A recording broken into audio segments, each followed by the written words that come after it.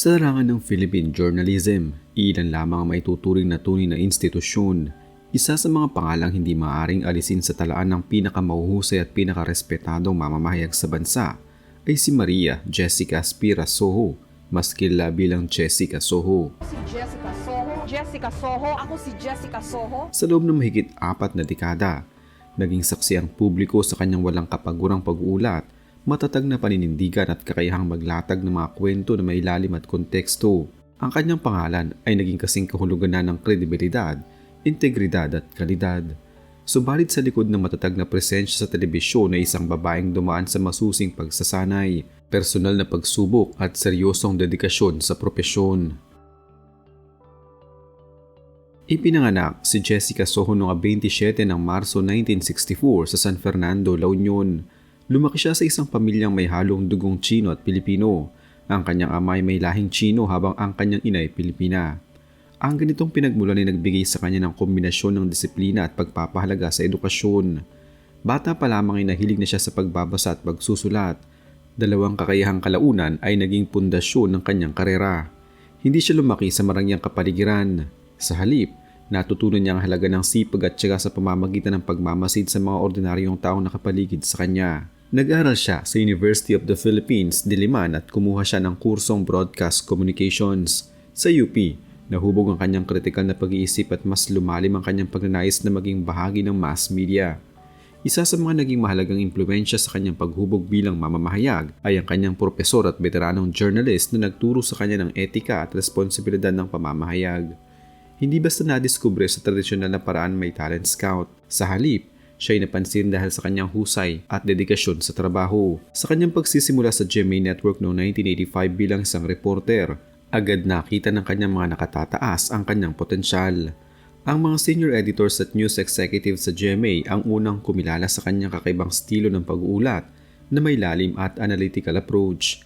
Ang kanyang unang mga assignment ay hindi glamorous. Nagsimula siya sa field reporting kung saan kailangan niyang pumunta sa mga komunidad, disaster areas at political events. Dito nahasa ang kanyang kakayahan sa investigative journalism. Hindi siya natakot sa may hirap na assignment. Isa sa mga turning point sa kanyang karera ay ang pag-cover niya ng mga rebelyon at armadong sigalot sa iba't ibang bahagi ng bansa. Sa panahong iyon, bihira ang babaeng reporter na pumapasok sa conflict zones. Ang kanyang tapang at professionalism ang nagpatibay sa kanyang reputasyon. Sumikat si Jessica Soho dahil sa kalidad ng kanyang trabaho. Ang kanyang investigative reports ay hindi mababaw.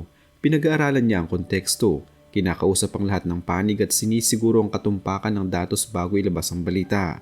Noong dekada 90, lalo siyang nakilala sa kanyang partisipasyon sa programang Eyewitness, isang documentary show ng GMA na tumatalakay sa malalim na isyu ng lipunan. Ang Eyewitness ay nakatanggap ng prestihiyosong Peabody Award, isang pandaigdigang parangal na bihirang mapunta sa mga programang Asyano. Malaki ang naging ambag ni Jessica sa pagkilalang iyon. Noong 2004, inilunsad ang programang Kapuso Mo Jessica Soho, mas kilala bilang KMJS. Ang palabas ay naging isa sa mga pinakamatagal at pinakamatagumpay na news magazine show sa Pilipinas. Pinagsasama nito ang human interest stories, cultural features, pagkain, misteryo at mga kakaibang pangyayari. Ang format ng KMJS ay madaling lapitan ngunit hindi isinasakripisyo ang kalidad. Dahil dito, mas lumawak ang kanyang audience mula sa seryosong news viewers hanggang sa pamilyang naghahanap ng makabuluhang weekend program. Ang kanyang pangalan ay tuluyang naging household name. Bukod sa KMJS at Eyewitness, naging anchor din siya ng State of the Nation, isang late-night newscast na tumatalakay sa pinakamahalagang isyu sa politika at ekonomiya. Ang kanyang presensya bilang news anchor ay nagpakita ng kanyang versatility. Hindi lamang siya storyteller kundi isa ring matalas na analyst ng pambansang kalagayan. Sa bawat programang kanyang hinahawakan, malinaw ang kanyang layunin, maghatid ng impormasyon na may integridad. Sa kabila ng kanyang tagumpay sa propesyon, nananatiling pribado si Jessica pagdating sa kanyang personal na buhay. Hindi siya kilala sa pagbabahagi ng detalye tungkol sa romantikong relasyon.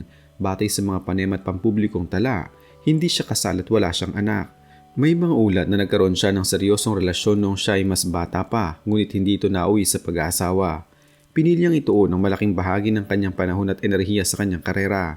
Sa isang panayam, inamin niya na ang pagiging journalist ay nangangailangan ng malaking sakripisyo. kabilang ang limitadong oras para sa personal na buhay. Walang opisyal na record na siya ay may asawa o kasalukuyang partner. Tungkol naman sa kanyang kayamanan, bilang isa sa mga pinakamataasang posisyon sa GMA News at matagal ng host ng isang top rating program, malinaw na siya ay kabilang sa may mga mataas na kita sa industriya ng telebisyon. Ang ilang online estimates ay naglalagay ng kanyang net worth sa daan-daang milyong piso, bunga ng dekadang serbisyo, endorsement at executive role sa network. Mahalaga ring tandaan na siya ay naging Vice President for News Programs ng GMA, isang mataas na posisyon na may katumbas na kompensasyon. Subalit hindi siya kilala sa pagpapakita ng marangyang pamumuhay. Mas pinipili niyang panatilihin ang professional na imahe kaysa magpakitang gilas ng yaman. Hindi rin naiwasan ni Jessica Soho ang kontrobersiya. Noong 2013, naging usap-usapan ng isang biro ng komedyanteng si Vice Ganda na may kinalaman sa kanya. Marami nagsabing ito'y body shaming at hindi nararapat. Ang insidente ay nagbukas ng diskusyon tungkol sa respeto sa kababaihan at sa mga mamamahayag.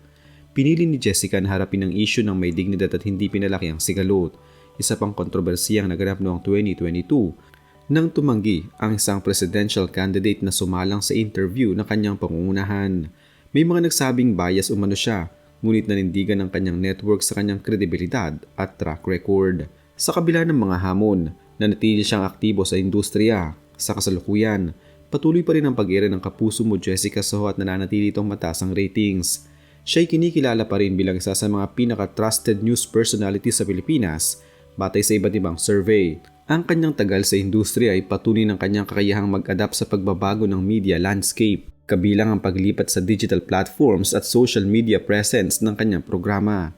Ang kanyang estilo ay hindi dramatiko o sensational. Siya ay kilala sa kalmadong delivery, malinaw na pananalita at matalas na pagsusuri. Sa panahon kung kailan mabilis kumalat ang misinformation, ang kanyang pangalan ay naging simbolo ng fact-based journalism. Maraming kabataang journalist ang tumitingala sa kanya bilang modelo ng profesionalismo. Kung susuriin ang kanyang kabuuang kontribusyon, makikita na ang kanyang impluwensya ay lampas sa telebisyon. Sa aspeto ng pamumuno, ipinakita niya ang kakayahang mag-manage ng malalaking production teams at newsroom operations. Bilang executive, naging bahagi siya ng paghubog ng bagong henerasyon ng reporters. Ang kanyang pamantayan sa kalidad ay nagsisilbing benchmark sa industriya. Sa personal na dimensyon, makikita ang kanyang pagiging simple at grounded. Hindi siya kilala sa paglahok sa showbiz controversies o celebrity feuds. Ang kanyang social media presence ay kadalasang nakatuon sa trabaho at sa mga makabuluhang issue. Ang ganitong disiplina sa paghawak ng public image ay isa sa mga dahilan kung bakit nananatili ang respeto ng publiko sa kanya. Sa kabuuan, ang buhay ni Jessica Soho ay isang halimbawa ng matatag na karera na itinayo sa pundasyon ng sipag, talino at prinsipyo. Mula sa kanyang kabataan sa La Union hanggang sa pagiging pangunahing mukha ng GMA News, malinaw ang trajectory ng kanyang pagunlad. Hindi siya sumikat dahil sa kontrobersiya o sensationalism, kundi dahil sa consistent na kalidad ng kanyang trabaho. Ang kanyang personal na pagpiling manatiling pribado at hindi magpakasal ay bahagi ng kanyang sariling desisyon bilang isang individual na may malinaw na prioridad. Sa kasalukuyan, nananatili siyang aktibo, respetado at may malaking impluwensya sa media. Ang kanyang pangalan ay hindi lamang brand kundi simbolo ng maasahang impormasyon. Habang patuloy ang pagbabago sa teknolohiya at paraan ng pagkonsumo ng balita, nananatiling mahalaga ang kanyang papel bilang tagapaghatid ng katotohanan. Ang kwento ni Jessica Soho ay hindi lamang kwento ng tagumpay sa telebisyon, ito ay salaysay ng dedikasyon sa katotohanan, pagpili ng propesyon kaysa personal na marangyang buhay at paninindigan sa harap ng pagsubok. Ang kanyang pamana ay makikita hindi lamang sa mga parangal at ratings kundi sa tiwalang ibinibigay sa kanya ng milyong-milyong Pilipino. Sa isang panahon kung saan ang kredibilidad ay madaling mabahiran, siya ay nananatiling haligan ng responsableng pamamahayag. Ang kanyang buhay at karera ay patunay na ang tunay na tagumpay ay nakabatay sa integridad, hindi sa ingay.